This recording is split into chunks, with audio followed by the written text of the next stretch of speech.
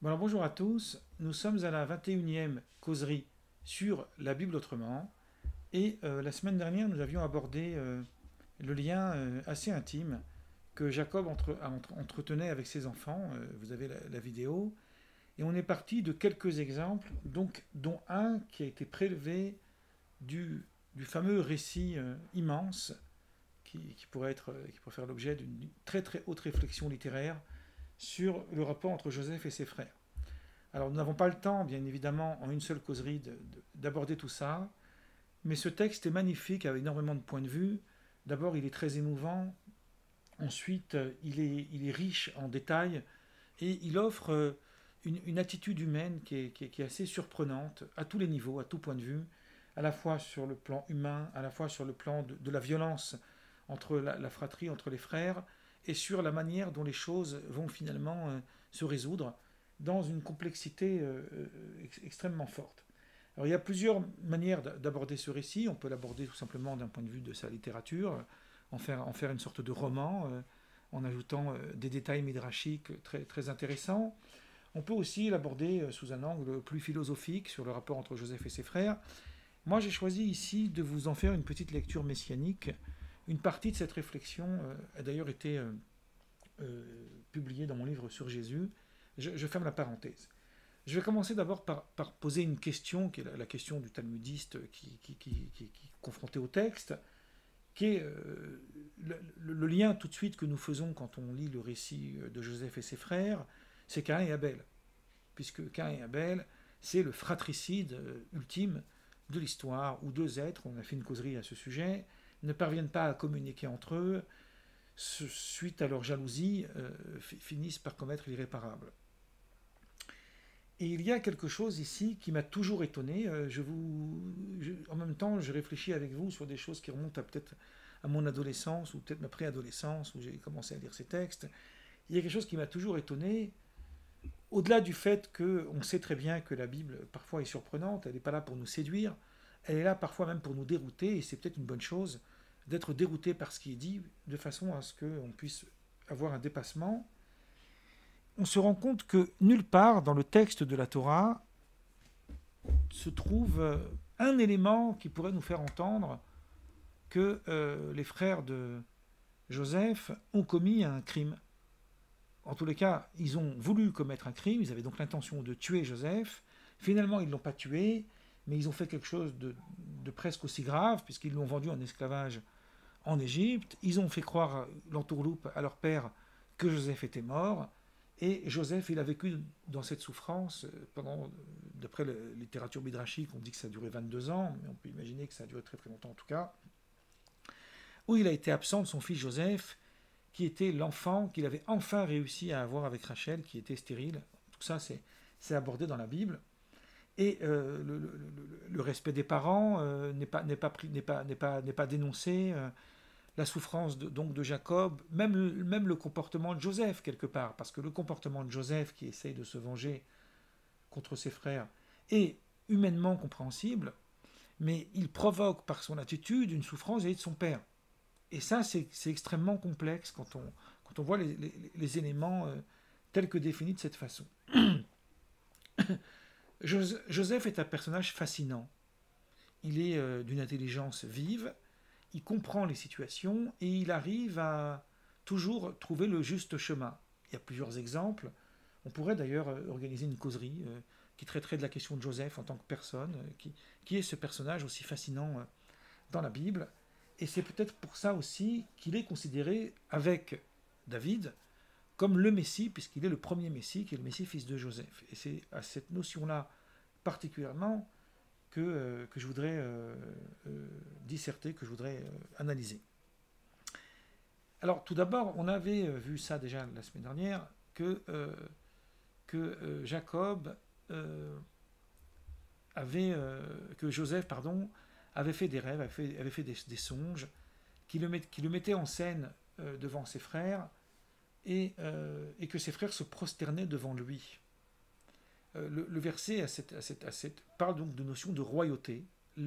On parle ici du fait que Joseph devient le roi de ses frères, qui vont donner naissance aux 12 tribus d'Israël. Joseph donnera lui-même naissance à 2 tribus, puisque la tribu de Joseph a été scindée en 2, entre Ménaché et Éphraïm. Donc Joseph devient le roi d'Israël. Et il va faire un rêve où tous ses frères se prosternent devant lui, et Jacob va comprendre son rêve tout en faisant attention de ne pas, trop attiser en fait la haine et la jalousie des frères. Ensuite, les frères vont le jeter donc dans une fosse. Ils vont finalement le vendre en esclavage. Et il va y avoir donc toujours la question des rêves. On est presque dans une psychanalyse avant l'heure. Il va y avoir les fameux rêves de Pharaon sur la famine. Et Pharaon va apprendre, parce que Joseph avait déjà résolu la question d'un rêve d'un des prisonniers qui s'était réalisé, que Joseph était capable d'interpréter les rêves. Et donc il va interpréter les rêves en expliquant toute une gestion économique du pays pour que la famine n'entraîne pas la pauvreté du pays au point qu'on puisse plus vivre. Et à ce moment-là, Pharaon va placer Joseph comme étant le personnage le plus important du pays, du royaume, en dessous de Pharaon évidemment. Et donc Pharaon va devenir le vice-roi d'Égypte. Et c'est là, dans ce contexte-là, qu'il va rencontrer ses frères. Donc il va y avoir un stratagème, il va essayer de les faire marcher un peu assez longuement, jusqu'à ce que finalement, il va se révéler à eux comme étant leurs frères. Il y a un texte très très émouvant, que je n'ai pas le temps maintenant de vous lire, dans le rapport entre Joseph et Juda. Donc là c'est très très important, puisque Juda, c'est le père de David, qui est donc le porteur de la messianité d'Israël. Donc on a ici 2 éléments qui sont en lien avec cette question-là. Et c'est à ce moment-là que Joseph va montrer qu'il est en réalité leur frère et qu'il était là pour leur créer subsistance. Donc je résume en gros le récit. Et donc, à partir de ce récit en fait de la jalousie, on comprend qu'il y a une tension, de la même façon qu'il y avait une tension entre Ésaü et Jacob sur la problématique du droit d'aînesse, donc sur la problématique une problématique encore une fois eschatologique, on ne le dira jamais assez, mais la Bible entière est tournée vers l'eschatologie. Alors ce n'est pas une lecture historico-critique, ni même une lecture qui concerne uniquement le pshat, parce que d'un point de vue de la cohérence du texte, on pourrait considérer qu'il s'agit d'autres éléments, mais en tous les cas, d'un point de vue de la tradition juive, il y a toujours, dans chaque élément central du récit, des questions qui concernent l'eschatologie, c'est-à-dire la fin des temps. Et on verra que Jacob, avant sa mort, il va bénir ses enfants, et à Juda, particulièrement à Juda, donc Juda c'est le père de David, qui lui est le père du Messie, il va lui dire, c'est toi que tes frères reconnaîtront. Donc là il y a la question de reconnaissance, c'est dans Genèse 49, 8 à 10. Donc au début il y avait la question de la reconnaissance de Joseph, mais Jacob, à la fin de sa vie, il va bénir Juda, que ses frères vont le reconnaître lui. Les fils de ton père se prosterneront devant toi. Donc on a exactement le même parallèle avec le rêve de Joseph, où plus haut nous avons vu que Joseph avait fait un songe, que le soleil, la lune et 11 étoiles se prosternèrent devant moi. Donc il y a une sorte de réponse en miroir. Et donc Jacob va lui dire, ils vont se prosterner devant toi en parlant de Juda et pas de Joseph. Et ensuite, il va lui dire, le sceptre ne s'écartera pas de Juda, ni le bâton de commandement d'entre ses pieds, jusqu'à ce que vienne Silo, vers qui les peuples obéiront. Alors Silo, c'est un mot extrêmement difficile à traduire. On peut considérer que c'est un lieu géographique, où il y a eu la construction du premier temple portatif, après que les Hébreux on les appelait à ce moment-là Israël, sont descendus en terre de Canaan. Mais il y a Silo, plusieurs explications, une explication amusante dans la dispute de Barcelone, Nachmanide, le grand Nachmanide, c'est un ouvrage qu'on ne présente plus, on l'a présenté plusieurs fois, et il est question de Jésus. Il traduit Shiloh par Shilia, qui veut dire le placenta, et qui parle d'un enfant mort-né, puisque en réalité le Messie devait mourir à la naissance. D'où le fait que dans le Talmud il est appelé César. César c'est le roi de Rome, qui est évidemment l'étymologie de la racine de césarienne, parce qu'il y a une difficulté au moment où l'enfant est né. Et que cette difficulté au moment où l'enfant est né produit une vie nouvelle, une nouvelle naissance, comme dit dans les psaumes, c'est moi qui t'a enfanté aujourd'hui, qui aujourd'hui t'a enfanté. Donc c'est le deuxième psaume, si ma mémoire est juste. Donc on voit ici des liens assez profonds. Et donc le sceptre finalement va être transmis à Juda.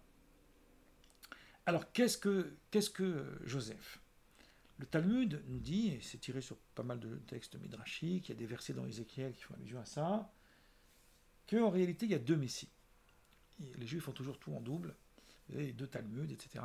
Vous avez deux messies. Vous avez le Messie, fils de Joseph, Mashiach ben Yosef. Vous avez le Messie, fils de David. Entre parenthèses, dans mon livre sur Jésus, j'analyse le texte des évangiles à partir de cette lecture midrashique. Et mon analyse, c'est que Jésus, dans le récit de la...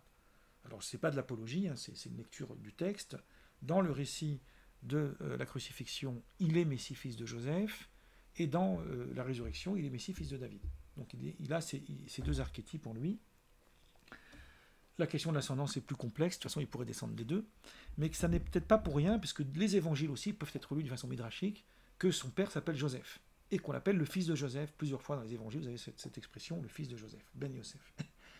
Et le Messie, on l'appelle aussi le fils de David, et Jésus aussi est appelé le fils de David. Donc vous avez ces liens qui sont assez surprenants. Alors, qu'est-ce que c'est que cette affaire? Le Talmud nous raconte un texte assez fascinant. Il nous dit qu'à la fin des temps, on devra faire des oraisons funèbres. Lorsque le Messie viendra, on sera en deuil. En deuil, pourquoi? Et une des explications, il y a plusieurs explications dans le Talmud, une des explications nous dit on sera en deuil parce que, à cause de la mort de Joseph, du fils de Joseph, à cause de la mort du Messie, fils de Joseph. Alors qu'est-ce que ça veut dire le Messie, fils de Joseph? Le Messie, fils de Joseph, qu'est-ce que c'est? C'est deux réalités dans l'existence d'Israël. Là, je vous invite à voir mon livre de la violence juive, où je parle de ces deux réalités. Une réalité qu'on appelle politique, donc on pourrait dire une réalité où Israël jouit de sa souveraineté politique sur sa terre, etc. Et il y a une deuxième réalité, qui est la réalité,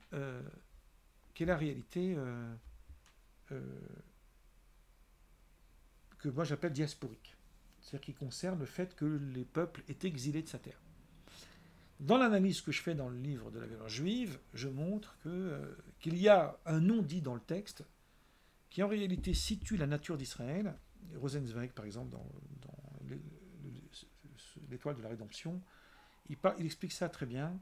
C'est un grand philosophe juif du XXe siècle qui a voulu devenir chrétien et finalement il a considéré que c'était pas rendre service à sa conviction chrétienne que de devenir chrétien et qu'il fallait au contraire rester juif. Bon, c'est un personnage assez fascinant. Et dans son livre L'Étoile de la Rédemption, il explique cette notion que le juif, il a la notion d'étrangeté au sol.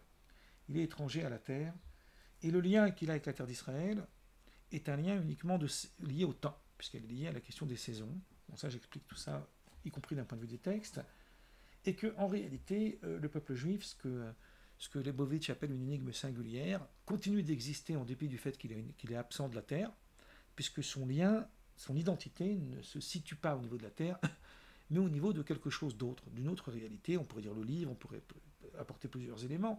Là, je vais vite. Et en tout état de cause, en réalité, il y a un non-dit. Parce qu'en réalité, il n'y a pas de judaïsme biblique sans souveraineté politique. D'entrée de jeu, il est question d'une souveraineté politique. Ce qui fait qu'au moment où il y a la destruction d'abord de Babylone, et puis ensuite où la souveraineté était décliniste, a décliné en fait, et puis après il y a eu la deuxième avec Rome, lorsque le peuple hébreu s'est trouvé donc en exil. À partir du moment où il s'est retrouvé en exil, c'était fini, il n'y avait plus de lien direct avec la terre. Et donc c'était fini de son rapport au judaïsme, puisqu'il n'y a plus de souveraineté politique. Et donc il a fallu faire renaître ce judaïsme-là à travers une tradition qui va montrer en fait que l'existence juive n'a pas besoin de se situer à partir d'une terre. Le retour de la terre d'Israël dans le contexte politique de 1948, etc., par le sionisme, n'est pas le retour à la souveraineté juive. je n'en parle de politique ici, maintenant je suis pour l'existence de cet État, mais à condition que ça soit une dimension séculière. Revenons à nos moutons. Cette notion de diaspora est en réalité l'initiation du peuple juif. Le peuple juif est un peuple qui vit l'initiation à travers le temps. Cette initiation est liée à la diaspora. Et comme tous les événements qui sont relatés dans la Torah sont en réalité des archétypes des événements plus tard, hein, on l'a vu déjà avec Jacob et Ésaü, et le combat de l'ange, etc. Là, les événements qui se passent avec Joseph traduisent exactement la même chose. Puisque, à un moment donné, Jacob, il est avec ses enfants en terre de Canaan, qui deviendra après la terre d'Israël, et finalement, il est obligé de quitter la terre de Canaan pour aller en exil, pour aller en Égypte, où plus tard ils subiront l'esclavage. Lorsqu'ils seront délivrés, il y aura un certain personnage du nom de Moïse, que vous connaissez peut-être, qui va sortir les Hébreux d'Égypte, il va leur donner la Torah, ils vont avoir des pérégrinations pendant 40 ans, puis ensuite ils vont rentrer par l'intermédiaire de Josué, etc., la conquête de la terre, la construction du temple, le roi David, etc. Bon. Mais cette période de l'Égypte est en réalité l'image de la diaspora finale, qui est la diaspora Galut Roma, l'exil de Rome, qui a commencé par l'exil de Babylone. Donc en réalité, il s'agissait ici de produire une existence juive indépendamment du lien avec la terre.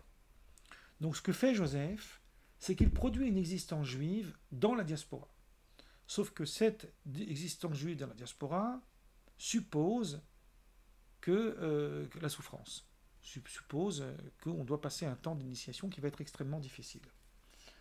Les frères de Joseph, eux, veulent couronner Judas tout de suite, immédiatement. C'est-à-dire, pour un chrétien, on dirait le Messie en gloire. Ils veulent le couronner tout de suite. Donc, ils s'aperçoivent bien qu'il y a bien un plan divin, il y a l'histoire du rêve, mais qu'il n'y a pas d'autre solution que d'en finir avec Joseph, pour que Joseph n'ait pas de descendance, et que si Joseph n'a pas de descendance, alors à ce moment-là, on pourra couronner Judas tout de suite. Alors évidemment, ça ne justifie pas le crime, mais ça permet d'apporter une lecture différente que la lecture immédiate du texte. Et on va s'apercevoir d'une chose assez fascinante, c'est que lorsque les frères ils vont descendre en Égypte, et qu'il va y avoir tout le stratagème qui va se passer avec Joseph, il va les renvoyer plusieurs fois, etc. À ce moment-là, à un moment donné, Joseph va leur dire « Ne vous affligez pas », c'est Genèse 45,5, « et ne soyez pas tourmentés contre vous-même de m'avoir vendu ici, car c'est pour vous faire vivre que Dieu m'a envoyé là. » C'est très important. Ça veut dire pour vous apporter subsistance dans la diaspora. Donc là, ils vont comprendre, les frères de Joseph, qu'en fait, le plan de Dieu va s'accomplir. Quoi qu'il arrive, il va s'accomplir et qu'eux n'ont pas réussi à empêcher ce plan, même si on avait déjà vu plusieurs fois avant que l'homme, en définitive, peut empêcher un plan. Là, le plan de Dieu va s'accomplir, puisqu'ils n'ont finalement pas tué Joseph. Ils l'ont au contraire vendu en esclavage, ce qui a permis, c'est toute la stratégie du récit, que Joseph devienne vice-roi d'Égypte, et que si Joseph n'était pas vice-roi d'Égypte, les Hébreux ne seraient pas descendus en Égypte. Il n'y aurait pas eu d'esclavage, et il n'y aurait pas eu de sortie d'Égypte. Donc tout en fait devient concomitant. Il y a une sorte de récit. Ce récit se répète au moment de la chute de Rome, où le peuple est chassé de sa terre, jusqu'au temps messianique. Où là, il y a une autre conception juive, et cette attente messianique, je ne suis pas en train de dire que le Messie viendra un jour, mais elle est très importante, elle est constitutive dans la conception juive, puisqu'elle détermine en fait la réalité diasporique du peuple juif. Cette réalité diasporique, c'est l'idée d'un lien différent avec la terre, puisque c'est un lien d'étranger. Alors bien sûr, quand on est dans un pays civilisé, séculier, notre identité est entière là où on se trouve, c'est pas la question. Ici, on est dans des archétypes. Cet archétype fait qu'il y a des pérégrinations, il y a un voyage, il y a une sorte de nomadisme qui fait que ce peuple continue son histoire à travers le monde. Et c'est cette histoire-là qui est le fait de l'affaire de Joseph. Je vais conclure le propos, ça aurait dû être beaucoup plus long que ça, mais je vais être bref parce qu'on n'a pas beaucoup de temps le jeudi, avec un passage très intéressant dans la Bible. Si on prend par exemple, alors le chapitre de l'histoire de Joseph parcourt plusieurs chapitres. Si on prend par exemple le chapitre 37, il y a écrit le dernier verset. Au moment où ils ont vendu Joseph, il y a écrit « Et les Madianites, qu'ils ont acheté Joseph, le vendirent en Égypte à Potiphar, officier de Pharaon, chef des gardes. » Quand on prend, donc là on est à le dernier verset du chapitre 37. Quand on prend le premier verset du chapitre 39, on nous dit « Joseph étant descendu en Égypte, Potiphar l'acquit des mains des Ismaélites qu'il y avait emmenés. » Vous avez la suite. D'où justement l'historico-critique qui vous dit il y a plusieurs couches de lecture, parce que là il y a un chapitre ici en plein milieu, qui est un long chapitre, chapitre 38 de la Genèse, qui n'a rien à faire là. Il raconte une histoire qui n'a aucun rapport avec notre sujet, puisqu'il s'agit de Judas, qui va vivre sa vie, hein, chacun vit sa vie, il va faire son petit parcours, et il va avoir une relation avec une femme qui s'appelle Tamar, qui est en vérité sa belle-fille. C'est un chapitre très long, je verrai si je ferai peut-être pas une causerie que sur ça, parce que c'est extrêmement intéressant. Et cette union presque accidentelle va donner naissance à deux jumeaux, Péretz et Zérach. Et il y a un récit très long. Et qu'est-ce que ça vient faire là? On ne comprend pas qu'est-ce que ça vient faire là. Et le Midrash nous dit, en réalité, voilà ce que ça vient faire là. Il y a un verset dans Jérémie 29:11 qui nous dit « Car je connais les desseins que j'ai prévus », en parlant de Jérémie parle ici d'une prophétie en fait, qu'il y a un plan ici spécifique. Donc le Midrash nous dit l'histoire suit son cours. D'un côté, il y a les tribus d'Israël qui étaient occupées par la vente de Joseph. De l'autre côté, il y avait Jacob qui vivait son deuil. Et il y avait Judas qui cherchait une femme pour se donner une descendance. Et c'est là, nous dit le Midrash, je traduis, que Dieu préparait en sommeil la lumière du Messie. Et là, on va citer un verset d'Isaïe 66:7. « Avant même qu'elle ne commence, j'ai enfanté. Avant même que naisse l'instigateur de l'esclavage, donc Joseph, puisque c'est le Messie de l'exil, ce qu'on vient de voir avant, le libérateur David, donc, était né. C'est pourquoi il est dit « Or, en ce temps-là, Judas descendit de chez ses frères. » Donc ce verset en plein milieu nous raconte la descendance de Péretz, de qui descendra le roi David, qui est donc le père du Messie. Donc en fait, Joseph était, dans cette histoire, Judas a construit la finalité de l'histoire. Il y a une expression talmudique presque humoristique qui dit « Magdim refoua la maka ». Avant que la maladie arrive, on a déjà le remède. Le remède précède la maladie. Si on n'a pas le remède, alors là, on a eu un problème avec le Covid, mais admettons que ce soit comme ça, le remède précède la maladie. Une fois qu'on a le remède, on peut avoir la maladie puisqu'on est déjà préparé. Donc Judas est le remède, mais la maladie est là. Et la maladie doit être dépassée, donc il faut vivre ce processus, ce temps d'initiation. Voilà, moi je vais m'arrêter là pour aujourd'hui. Voilà.